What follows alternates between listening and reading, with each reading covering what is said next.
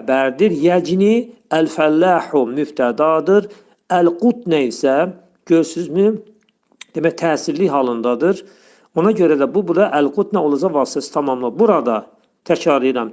Yəcni xəbər, əl-qutnə vasitəsiz tamamlıq, əl-fəlləhu isə nədir? Müftədadır.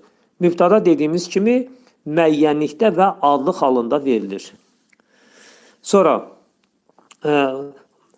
vasitəsiz tamamlığın mübtada və xəbərlə cins, kəmiyyət, cəm və ya tək olmaq üzrə kimi əlamətlərlə uzlaşmaması.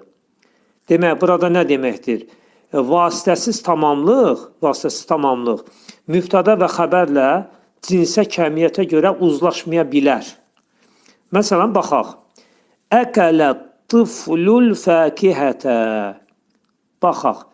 Burada əkələ xəbər, gördüyünüz kimi feillə ifadə olunub.